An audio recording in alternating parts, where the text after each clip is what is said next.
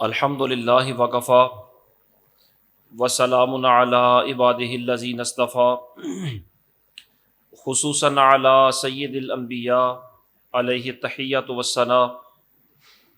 اما بعد فاعوذ باللہ من الشیطان الرجیم بسم اللہ الرحمن الرحیم قل ان صلاتی ونسکی ومحیای ومماتی للہ رب العالمین صدق اللہ مولانا العظیم وبلغنا رسولہ النبی الکریم الامین ونحن علی ذلک لمن الشاہدین والشاکرین والحمد للہ رب العالمین ان اللہ وملائکتہ یصلون علی النبی یا ایہا الذین آمنوا صلوا علیہ وسلموا تسلیما الصلاۃ والسلام علیک یا سیدی یا رسول اللہ وعلی آلک واصحابک یا سیدی یا حبیب اللہ الصلاۃ والسلام علیک یا شفیع المذنبین وعلی آلک واصحابک یا رحمۃ للعالمین۔ بعد از حمد و ثنا اللہ رب العالمین کے فضل و کرم سے آج جمعۃ المبارک کا یہ مقدس دن یوم عرفہ کے موقع پر ہمیں نصیب ہو رہا ہے۔ اللہ کریم اس بابرکت دن اور ان مقدس ساعتوں میں ہماری اس حاضری کو شرف قبولیت عطا فرمائے۔ قربانی کے حوالہ سے چند ایک شرعی احکام آپ کے سامنے عرض کرنا مقصود ہے۔ مالک کریم کلمات حقہ کو زبان پر جاری و ساری فرمائے۔ قربانی کا مفہوم کیا ہوتا ہے، اس کو جو شخص اچھے طریقے سے سمجھ لے اس کے لیے قربانی کے بہت سارے مسائل از خود حل ہو جاتے ہیں۔ قربانی کی تعریف اور قربانی کا مفہوم یہ ہے کہ مخصوص عمر کے مخصوص جانور کو مخصوص وقت میں حصول ثواب کے لیے ذبح کرنا قربانی کہلاتا ہے۔ مخصوص عمر کے مخصوص جانور کو مخصوص وقت میں عبادت کی نیت سے ذبح کرنا۔ اس میں جو الفاظ استعمال ہوئے انہیں ملاحظہ فرمائیں۔ سب سے پہلے یہ توجہ طلب بات ہے کہ جانور مخصوص ہونا چاہیے۔ ہر حلال جانور کی قربانی جائز نہیں ہوتی۔ بہت سارے جانور عام طور پر کھانے کے لیے حلال ہیں لیکن ان کی قربانی جائز نہیں ہے۔ قربانی کے لیے حلال جانوروں میں سے بھی مخصوص جانوروں کی قربانی حلال ہوتی ہے، اور وہ مخصوص جانور کون سے ہیں؟ وہ اونٹ ہے، گائے ہے یا بکری ہے، اور ان تین اجناس کی تمام انواع بھی ان کے اندر شامل ہیں۔ یہ تین جنسوں کے جانور ہیں جو حلال ہیں، جو قربانی جن کی جا سکتی ہے۔ اونٹ، گائے اور اس کی دیگر انواع یعنی بھینس وغیرہ، اور بکری اور اس کی دیگر انواع یعنی دمبا، بھیڑ وغیرہ، یہ قربانی کے جانور ہیں جو مخصوص ہیں۔ اور ان کے اندر مزید تخصیص یہ ہے کہ یہ جانور گھریلو ہونے چاہیے، یہ جانور جنگلی یا وحشی نہیں ہونے چاہیے۔ ویسے تو وحشی جانور کافی سارے ہیں جو حلال ہیں، مثلا ہرن ہے، حلال ہے، لیکن قربانی ہرن کی نہیں کی جا سکتی۔ گائے حلال ہے اور اس کی قربانی تب جائز ہے جب یہ گھریلو ہو۔ اگر جنگلی گائے ہو تو اس کی قربانی نہیں کی جا سکتی۔ گھریلو جانور ہوں اور ان تین اجناس سے تعلق رکھتے ہوں تو ان کی قربانی جائز ہوتی ہے، حتیٰ کہ اگر جانور انہی تین اجناس میں سے ہو لیکن اس کی پیدائش اس طرح ہوئی ہو کہ وہ گھریلو اور وحشی یعنی جنگلی جانور کے میلاب سے پیدا ہوا ہو، تو اگر اس کی ماں گھریلو ہے تو وہ پیدا ہونے والا بچہ بھی گھریلو ہی سمجھا جائے گا، اور اگر اس کی ماں وحشی ہے تو اس پیدا ہونے والے بچے کو بھی وحشی اور جنگلی ہی سمجھا جائے گا۔ تو گھریلو اور جنگلی کے میلاب سے جو پیدا ہو وہ بھی اگر گھریلو ہوگا تو اس کی قربانی جائز ہوگی، ورنہ وحشی جانوروں کی قربانی وہ خواہ ان 3 اجناس میں سے ہی کیوں نہ ہو، ان کی قربانی جائز نہیں ہوتی۔ حتیٰ کہ اگر کوئی بندہ جنگلی گائے کو اپنے گھر میں پالے، مانوس کر لے، تو بھی وہ اصل کے اعتبار سے چونکہ جنگلی ہے، گھر میں پرورش پانے کے اعتبار سے وہ گھریلو نہیں کہلائے گی۔ گھریلو یہی گائے ہوتی ہے جو ہمارے عام طور پر ڈیروں کے اندر یا گھروں کے اندر پالی جاتی ہے۔ یہ بنیادی بات ذہن نشین کر لیں کہ مخصوص جانوروں کی قربانی جائز ہوتی ہے۔ ان مخصوص جانوروں کے اندر نر ہوں تو بھی ان کی قربانی جائز ہے، مادہ ہوں تو بھی ان کی قربانی جائز ہے، پھر نر ہوں تو خصی کیا گیا ہو تو بھی قربانی جائز ہے، اور خصی نہ کیا گیا ہو تو بھی قربانی جائز ہوتی ہے، بلکہ خصی کی قربانی زیادہ بہتر ہوتی ہے۔ اور جب ان مخصوص جانوروں کو آپ نے سماعت فرما لیا تو اسی کے ساتھ یہ مسئلہ بھی ذہن نشین ہونا چاہیے کہ بعض لوگوں کے ذہن میں یہ الجھن ہوتی ہے کہ ہمارے علاقوں میں جو ولایتی قسم کی جانور یا گائے ہوتی ہے، بعض لوگ یہ سمجھتے ہیں کہ ان کی قربانی جائز نہیں ہوتی۔ یہ عام عوامی ذہن کا خدشہ ہے، لیکن حقیقت یہ ہے کہ وہ بھی گھریلو جانور ہے، اس کی قربانی بھی جائز ہے۔ ولایتی بیل ہو یا گائے ہو اس کی قربانی کی جا سکتی ہے۔ اسی طرح گائے کی جب تمام اجناس قربانی کی جا سکتی ہیں تو کٹا یا بھینس کی قربانی بھی کی جا سکتی ہے۔ یہ تو ہے جانور کا مخصوص ہونا۔ دوسرے نمبر پر جو بات ذہن نشین رکھنے والی ہے وہ یہ ہے کہ اس جانور کی عمر بھی مخصوص ہو، اور عمروں کے لحاظ سے آپ جانتے ہیں کہ اگر بکرا یا اس کی اجناس ہوں، اس کی دیگر انواع ہوں، تو اس کے لیے 1 سال پورا ہونا یہ ضروری ہے۔ اگر 1 سال میں سے 1 دن بھی کم ہوا تو اس کی قربانی جائز نہیں ہوگی۔ حتیٰ کہ اگر کوئی بکرا ایسا ہے کہ گزشتہ سال عید کے دن پیدا ہوا، بڑی عید کے دن پیدا ہوا، تو اس سال عید کے دوسرے دن تو اس کی قربانی ہو سکتی ہے، عید کے پہلے دن اس کا سال مکمل نہیں ہوگا۔ عید کے دوسرے دن اس کا سال مکمل ہوگا تو اس کی قربانی جائز ہوگی۔ تو عرض کرنے کا مقصد یہ ہے کہ سال بکرے کا یا اس کی انواع کا پورا ہونا یہ ضروری ہے۔ البتہ اس کی انواع میں سے اگر دمبا اتنا پلا ہوا ہو اور 6 مہینے پورے کر چکا ہو، 7واں مہینہ شروع ہو چکا ہو، اور وہ اتنا موٹا تازہ ہو کہ سال کے دمبوں میں کھڑا ہو، تو وہ سال کے دمبوں جتنا لگے تو اس 6 مہینے کے دمبے کی قربانی بھی جائز ہوتی ہے۔ یہاں یہ بات ذہن نشین رکھنی ہے کہ دمبا جو 6 مہینے کا ہے، 7واں مہینہ اس کا شروع ہو چکا ہے، اس کی قربانی تب جائز ہے جب وہ دیگر دمبوں کے اندر، سال کے دمبوں کے اندر ان جتنا لگے۔ دمبے کو آپ بکرے کے ساتھ موازنہ نہیں کریں گے، اس کی نو کے اندر موازنہ کر کے اگر وہ سال بھر جتنا لگتا ہے تو اس کی قربانی جائز ہوتی ہے۔ یہ تو ہے بکرے کی عمر۔ اور گائے اور بیل، اسی طرح بھینس اور کٹا، یہ چونکہ ایک ہی جنس سے تعلق رکھتے ہیں تو ان کی عمر 2 سال مقرر کی گئی ہے، اور جو اونٹ ہے اس کی عمر 5 سال مقرر کی گئی ہے۔ تو عمر بھی مخصوص ہونی چاہیے، اور قربانی کے اندر جو دار و مدار ہوتا ہے وہ عمر پر ہوتا ہے۔ جانور کے دوندہ ہونے پر دار و مدار نہیں ہوتا۔ دوندہ ہونا معیار نہیں،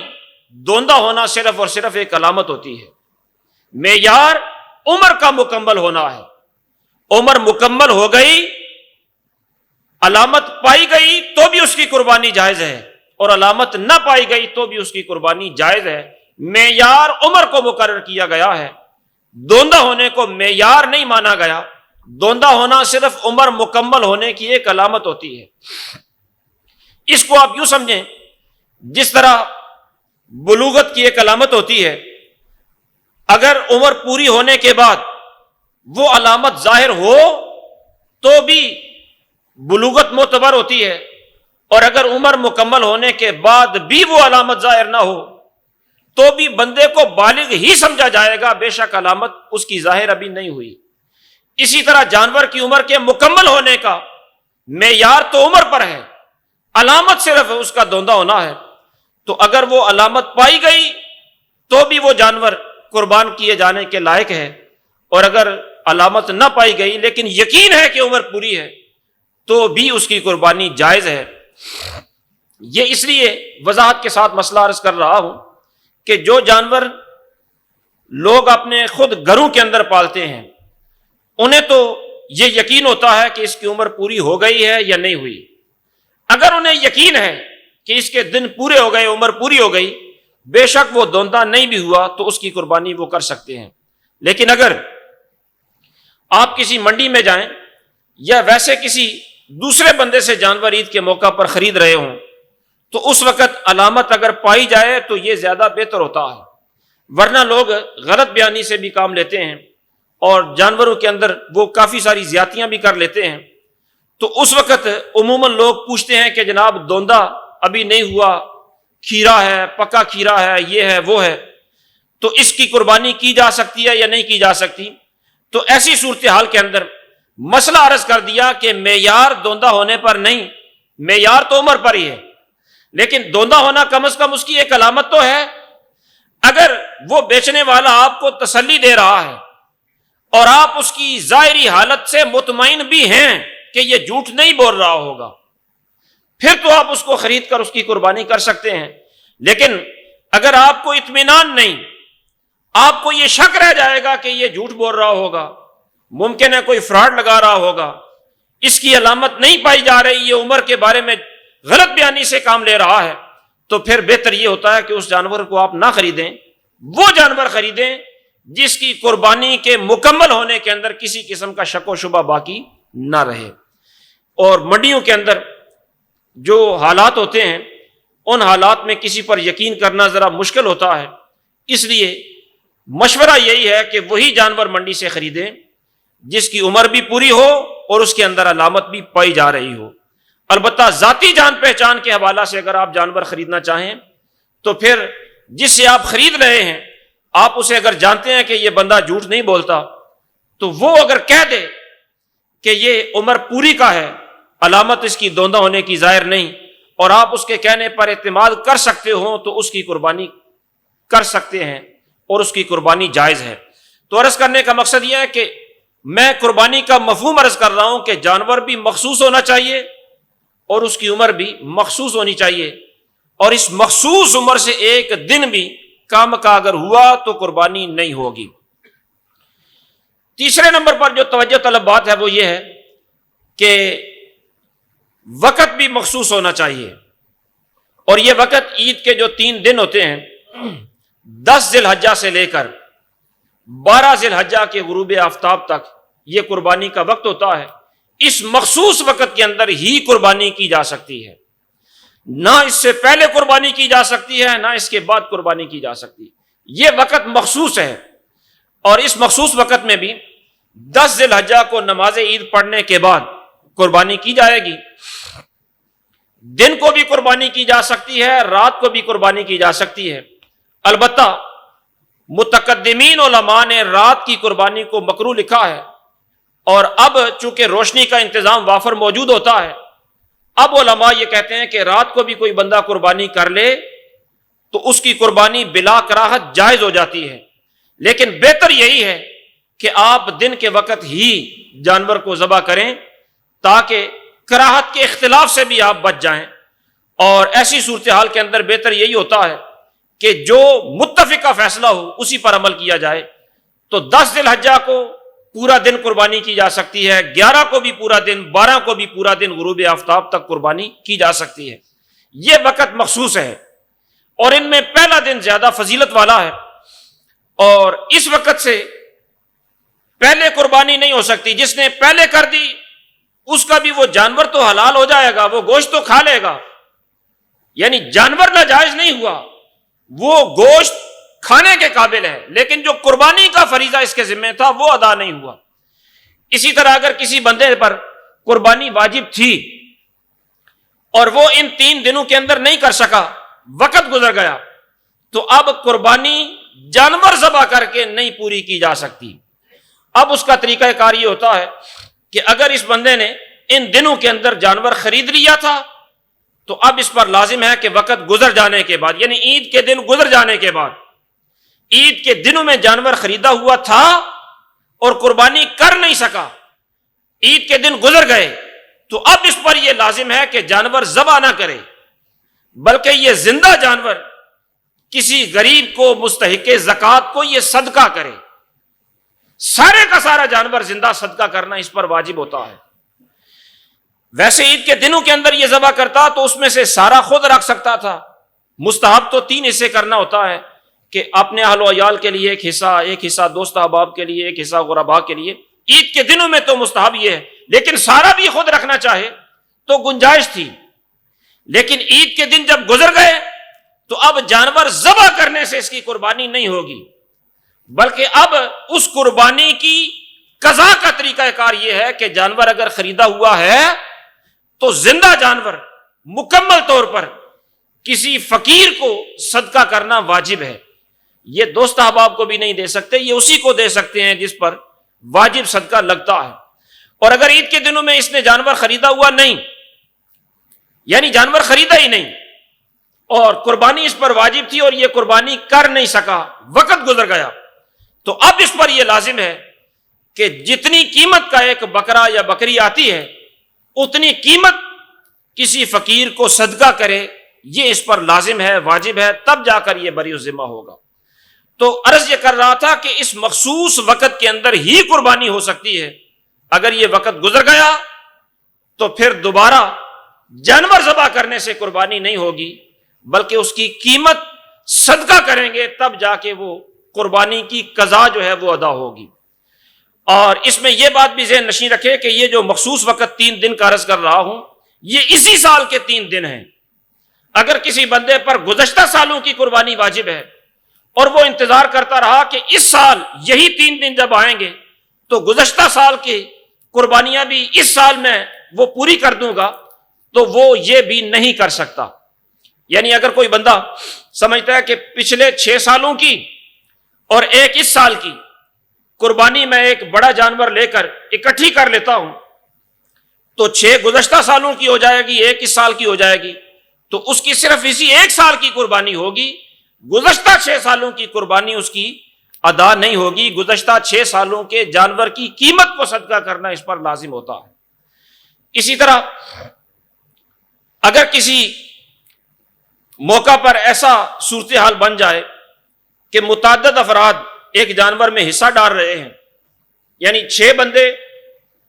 اس سال کی قربانی کر رہے ہیں، بڑے جانور میں حصہ ڈال رہے ہیں، اور ایک بندے کا حصہ ہے گزشتہ سال کی قربانی کرنے کا، تو جن کا اس سال کی قربانی کرنے کا پروگرام ہے ان کی قربانی تو ظاہر ہے ہو جائے گی، شرائط پوری ہیں کہ جانور بھی مخصوص ہے، عمر بھی پوری ہے، وقت بھی یہ پایا گیا۔ اور جس کی گزشتہ سال کی قربانی ہے اس کو ظاہر ہے وہ وقت گزر گیا، اب جانور ذبح کر کے وہ قربانی نہیں کر سکتا، اب اس کی قیمت ہی اس نے دینی ہے، اب وہ حصہ بھی ڈال لے تو یہ گوشت تو اس کے لیے حلال ہے، باقیوں کی قربانی بھی ہو جائے گی، لیکن یہ بندہ جو گزشتہ سال کی کر رہا ہے یہ بندہ بری الذمہ نہیں ہوگا، اس نے اپنے قربانی کی قیمت کو صدقہ ہی کرنا ہے تو ہی یہ بری الذمہ ہو سکتا ہے۔ تو یہ قربانی کے مفہوم میں جو میں نے عرض کیا تھا کہ وقت بھی مخصوص ہونا چاہیے، تو اس مخصوص وقت سے یہ 3 دن مراد ہیں، راتیں بھی اس میں شامل کی جا سکتی ہیں لیکن دن کو قربانی کرنا زیادہ بہتر ہے، اور اسی سال کے 3 دن یہ مراد ہوتے ہیں۔ اور قربانی کے مفہوم میں جو چوتھی بات توجہ طلب ہے وہ یہ ہے کہ نیت قربانی کرنے کی عبادت کی ہو، حصول ثواب کے لیے، اللہ کی رضا کے لیے وہ جانور ذبح کیا جا رہا ہو۔ اگر کسی کی نیت صرف گوشت کا حصول ہے تو بھی اس کی قربانی تو ظاہر ہے قربانی نہیں، نیت جو نہیں۔ اور اسی طرح اگر ایک جانور کے اندر متعدد شرکاء ہیں اور ان میں سے کچھ کی نیت ثواب کا حصول ہے اور کچھ کی نیت صرف گوشت کا حصول ہے، تو ظاہر ہے اگر انہوں نے نیت اپنی بتا دی کہ میں صرف گوشت کے لیے کر رہا ہوں تو پھر کسی کی بھی قربانی نہیں ہوگی، بلکہ ایک جانور کے اندر اگر متعدد شرکاء ہیں تو سب کی نیت حصول ثواب ہونا چاہیے۔ البتہ حصول ثواب کی صورتیں مختلف ہو سکتی ہیں، بعض قربانی کریں یہ بھی حصول ثواب کی نیت ہے، بعض اس کے اندر عقیقہ کی نیت کر لیں تو عقیقہ بھی سنت کام ہے، ثواب کا کام ہے، تو عقیقے کی نیت کر لیں تو بھی حصول ثواب کی نیت ہے۔ اسی طرح اگر کسی نے کوئی منت مانی ہوئی تھی تو منت کو پورا کرنا بھی ثواب کا کام ہے، تو یہ نیت ثواب کی ہے، خواہ وہ منت پوری کرنے کی صورت میں ہو، خواہ وہ عقیقہ کرنے کی صورت میں ہو، خواہ وہ قربانی کرنے کی صورت میں ہو، یہ سارے کے سارے نیتیں قربانی کے جانور میں جمع ہو سکتی ہیں۔ اس کے علاوہ اگر کوئی حصول ثواب کی نیت نہ ہو، صرف گوشت کا حصول مقصود ہو، تو پھر قربانی کسی کی بھی نہیں ہوتی۔ اس سے ضمناً آپ یہ مسئلہ تو سمجھ گئے ہوں گے کہ ایک جانور قربانی کے لیے لیا، اس کے اندر قربانی کا حصہ بھی شامل کیا جا سکتا ہے اور اس کے اندر عقیقے کا حصہ بھی شامل کیا جا سکتا ہے، اور عقیقے کا حصہ اپنا بھی شامل کیا جا سکتا ہے اگر اپنا عقیقہ نہیں ہوا تو، اور اگر اپنا ہو گیا تو اپنی اولاد کی طرف سے بھی عقیقے کا حصہ شامل کیا جا سکتا ہے۔ اور اولاد کے لیے جب آپ عقیقہ کرتے ہیں تو آپ کو یہ مسئلہ معلوم ہوگا کہ اگر بیٹی کے لیے حصہ شامل کریں تو بیٹی کے لیے ایک حصہ مستحب ہے، اور بیٹے کے لیے حصہ شامل کریں تو مستحب یہ ہے کہ پھر 2 حصے شامل کریں۔ اگر گنجائش ہے تو 2 حصے دیں، اور اگر گنجائش نہیں ہے تو 1 حصہ بھی دیں گے تو عقیقہ ادا ہو جائے گا۔ مستحب عمل یہ ہے کہ بچے کے لیے 2 حصے شامل کرنے چاہیے، 1 حصے سے بھی عقیقہ ادا ہو جاتا ہے۔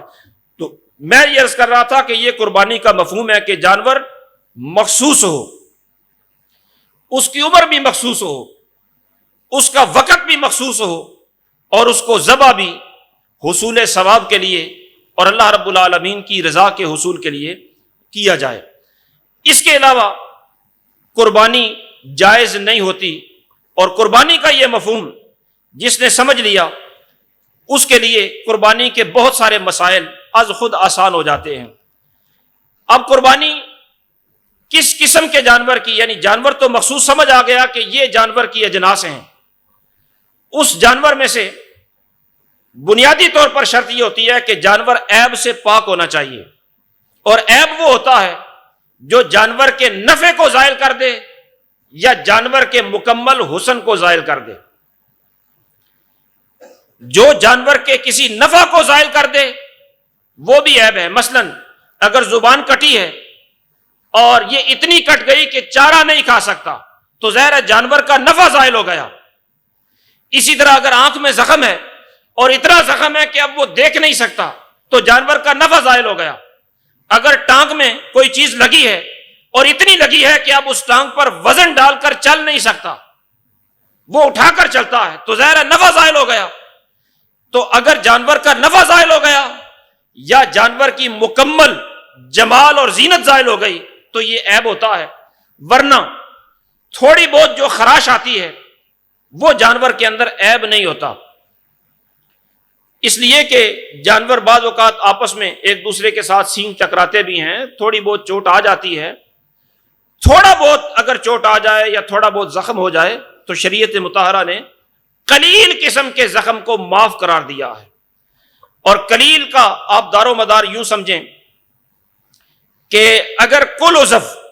کے 3 حصے کریں تو تیسرا حصہ یا اس سے کم ہو تو قلیل ہے، اور اگر تیسرے حصے سے زیادہ متاثر ہو جائے عضو تو پھر وہ یہ سمجھا جائے گا کہ یہ عضو کا کثیر حصہ جو ہے وہ متاثر ہو گیا ہے، اب قربانی ناجائز ہوگی۔ اگر تیسرے حصے تک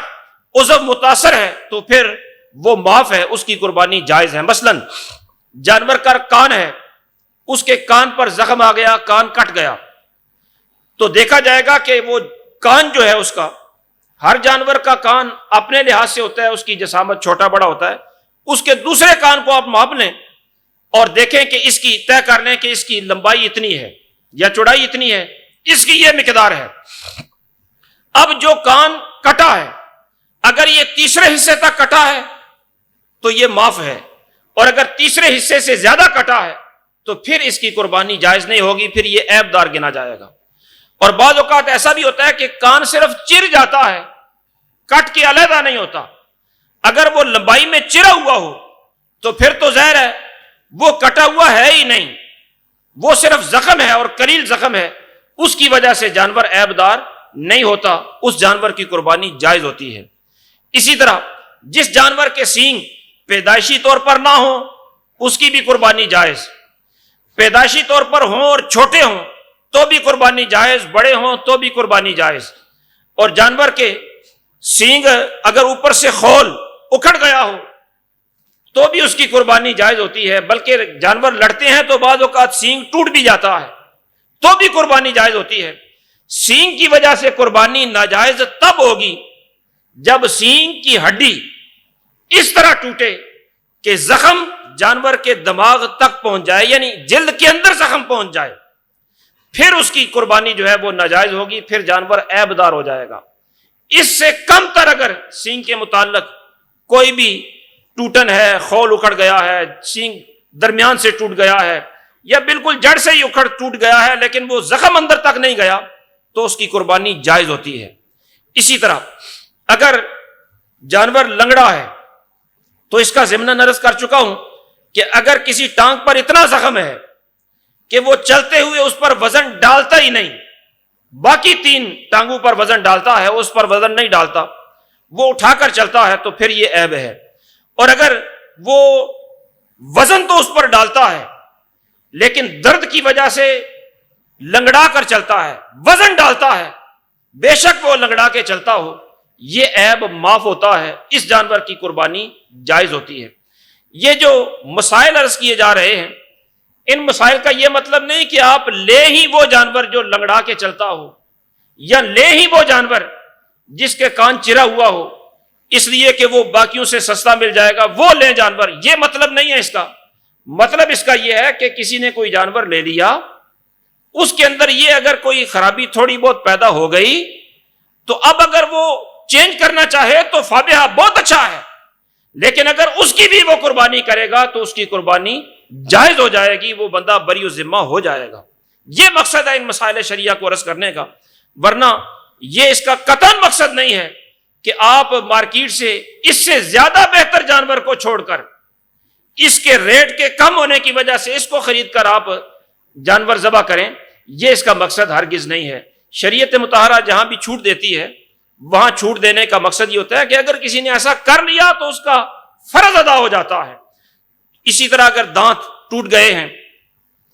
تو وہ دانت اگر اتنے ٹوٹ گئے کہ وہ کھانا اپنا چار ہی نہیں سکتا پھر تو عیب پیدا ہو گیا، اور اگر کم ٹوٹے ہیں تو اس کا مطلب ہے اس کے اندر وہ عیب نہیں ہے، اس کی قربانی جائز ہے۔ یہ تو اختصار کے ساتھ میں نے عرض کر دیا کہ کس قسم کا جانور آپ ذبح کر سکتے ہیں، اور یہاں یہ بات از حد ذہن نشین رکھنا ضروری ہے کہ قربانی کس بندے پر واجب ہوتی ہے۔ یاد رکھیں قربانی کے واجب ہونے کے لیے صرف غنی ہونا ہی کافی ہوتا ہے، یعنی جو 52.5 تولے چاندی کی مالیت کا مالک ہو، بے شک اس کی ملکیت مال نامی نہ بھی ہو، گھر کا فالتو سامان ہو یا کرائے پر دیے ہوئے گھر ہوں یا کوئی بھی ضرورت سے زیادہ چیز اس کے پاس موجود ہے، زیور ہے، کرنسی ہے، کوئی شے بھی، وہ مال نامی ہو یا غیر نامی ہو، اس بندے پر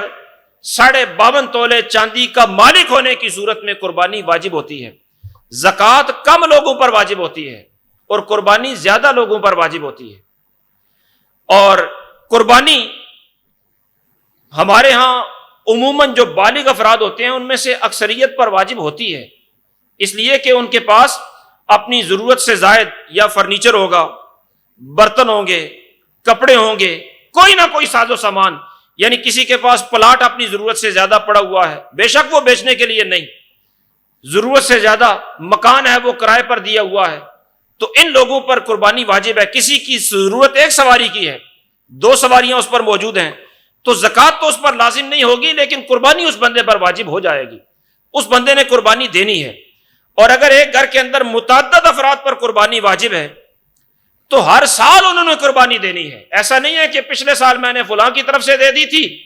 اس سال میں اپنی طرف سے دے دوں گا، اگلے سال فلاں کی طرف سے دے دوں گا. ایسا بھی نہیں ہوتا.